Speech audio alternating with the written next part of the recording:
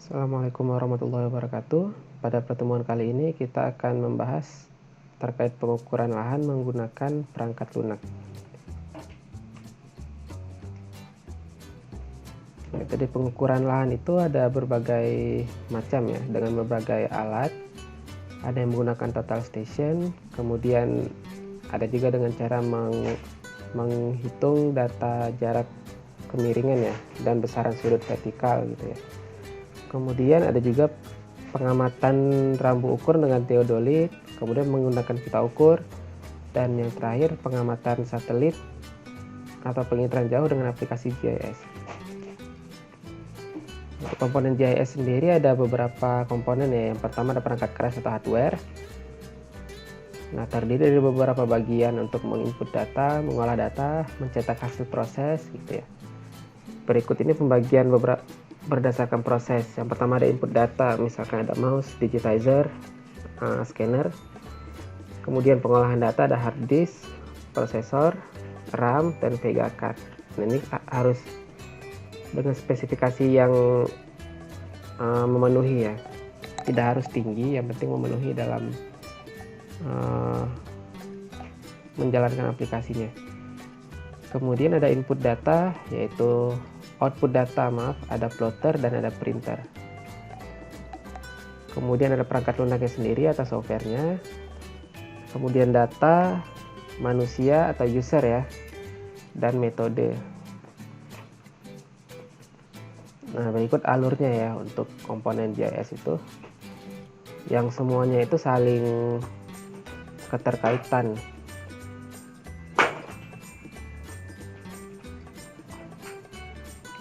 Baik, sekarang kita masuk ke pengertian data ya di data spasial. Ada data vektor yang merupakan representasi bentuk bumi ke dalam kumpulan garis, area atau titik, dan nodes yang merupakan titik perpotongan antara dua garis. Kemudian ada data raster yang merupakan data yang dihasilkan dari sistem penginteran jauh yang merepresentasikan bumi itu sebagai struktur cell grid yang disebut dengan pixel. Nah, jadi perbedaannya kalau vektor itu ada line, garis, dan poligon. Kalau data raster itu cell gridnya disebut dengan pixel ya, berbentuk pixel, mirip seperti foto. Citra satelit sendiri juga disebut sama ya, sebagai gambar, foto, atau image gitu ya, yaitu suatu representasi, kemiripan, atau imitasi dari suatu objek atau benda. Nah, citra satelit sendiri merupakan gambaran permukaan bumi hasil perekaman satelit yang berada di luar angkasa yang berjarak ratusan kilometer ya dari paras bumi atau dari permukaan bumi. Nah, satelit yang dimasuk sendiri ada dua jenis ya, biasanya disebut dengan satelit observasi bumi atau satelit alam ya, satelit sumber daya alam. Ada juga yang menyebut sebagai satelit satu jenis lagi, yaitu satelit cuaca atau satelit meteorologi. Nah, untuk satelit alam sendiri terbagi menjadi dua ya, yaitu satelit dengan resolusi rendah. Resolusi di sini resolusi spasial ya, resolusi spasial rendah, yaitu Spot, Landsat, Sentinel. Dan citra satelit resolusi tinggi, yaitu Iconos, Worldview, dan QuickBird gitu ya. Kemudian ada juga yang dinamakan satelit cuaca yang terdiri dari MODIS, ATS-1, TIROS-1, AFHRR, GOES, DMSP, dan satelit NOAA ya. Nah, ini kebanyakan mengakuisisi data-data suhu ya, data klorofil, data aerosol. Nah, jadi ini digunakan untuk observasi cuaca atau meteorologi. Nah, ini contohnya ya, kalau satelit alam, nah itu kita bisa lihat sebagai foto ya, citra atau foto atau image yang merepresentasikan bentuk permukaan bumi gitu ya. Kalau di sini kita lihat ada pulau, kemudian ada perairan dangkal, dan ada laut ya, perairan dalam gitu. Itu kita bisa gambarkan secara sekilas seperti itu. Nah, aplikasi satelit alam ini untuk apa gitu. Biasa digunakan untuk mendeteksi perubahan lahan, perubahan garis pantai, klasifikasi tutupan lahan, pemetaan topografi, dan klasifikasi habitat pesisir. Nah, ada juga yang tadi satelit cuaca ya atau meteorologi. Nah, itu biasa mengakuisisi suhu, klorofil, salinitas, tinggi paras laut juga bisa gitu ya, aerosol gitu. Nah, bentuk data seperti ini. Bentuk datanya berupa kalau di aplikasi itu namanya ocean color ya, ocean color. Jadi laut itu dibedakan berdasarkan warna-warnanya. Misalkan ini data suhu, semakin tinggi suhunya, warna-warnanya itu menunjukkan warna merah gitu. Berarti yang ada warna merah ini menunjukkan bahwa suhunya tinggi gitu. Nah, itu menyesuaikan dengan color bar yang ada di sini ya, di sebelah kanan dari data tersebut. Nah, kemudian selain dengan menggunakan software GIS ya, ada juga pengukuran lahan itu menggunakan Android gitu ya, yang kita kenal biasanya dengan aplikasi Avanza Map gitu ya, yang dapat digunakan secara online. Dan bentuk peta kerjanya sendiri bisa kita customisasi ya, artinya bisa kita tentukan sendiri areanya di mana, luasannya berapa gitu ya, mencakup area apa saja gitu. Nah, biasa petanya itu kita setting dalam bentuk PDF agar bisa masuk ke sistem Avanza Map. Selain menginput peta kerja, Avanza Map juga bisa membangun skema atribut ya. Jadi kita bisa membuat atau bisa menginput data-data tambahan ya. Bisa menginput data SHP sebagai data, misalkan data tracking gitu ya. Data tracking, data titik yang akan kita tuju, itu kita bisa juga masukkan. Nah, kemudian berikut kita jelaskan sejenak ya. Kita jelaskan sekilas terkait dengan pengukuran lahan menggunakan Avanza Map gitu ya. Dengan input data awal itu peta PDF yang sudah memiliki georeferensi.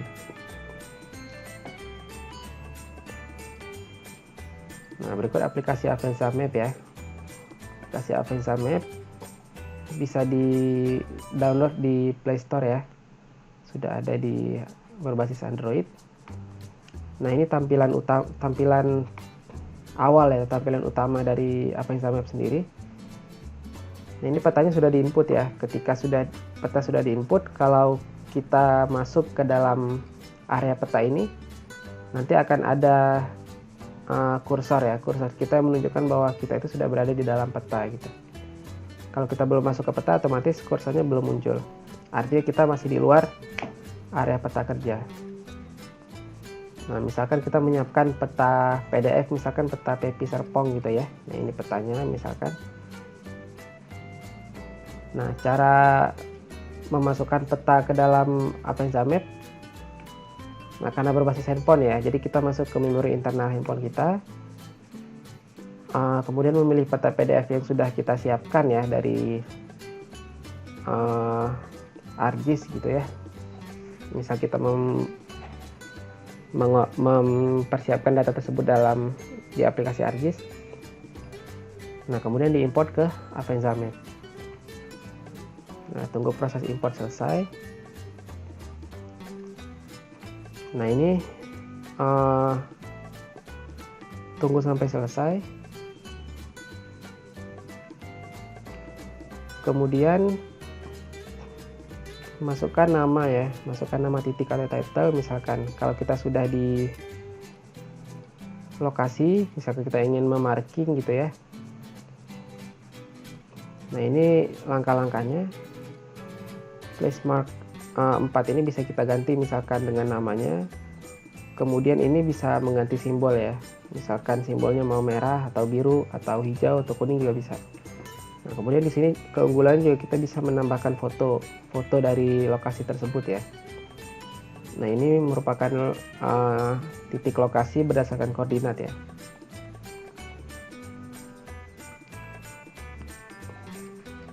Nah, untuk memilih foto sendiri dapat memilih foto di galeri HP ataupun mengambil foto langsung dengan kamera HP ya.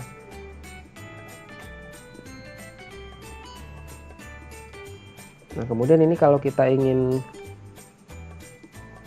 mengetahui posisi titik, nah itu kita bisa melakukan tracking ya, atau mengikuti jalur surveyor yang ditandai dengan garis tertentu. Nah, untuk tombol navigasi sendiri menuntut surveyor menuju lokasi tertentu. Nah, ini kalau ada tandanya ini bisa di swipe up ya. Ini bisa di swipe up.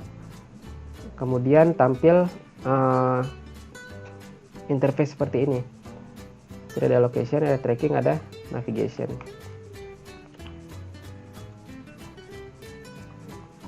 Nah, ini merupakan tampilan kalau kita melakukan tracking. Jadi kalau kita start tracking, misal tadi kita mulai dari sini ya, dari depan lapangan Mactan. Nah, kita berjalan ke arah Pepi gitu ya misalkan. Nah, ini bisa diketahui jaraknya 0,12 mil misalkan, dengan jarak tempuh kita 47 detik gitu ya.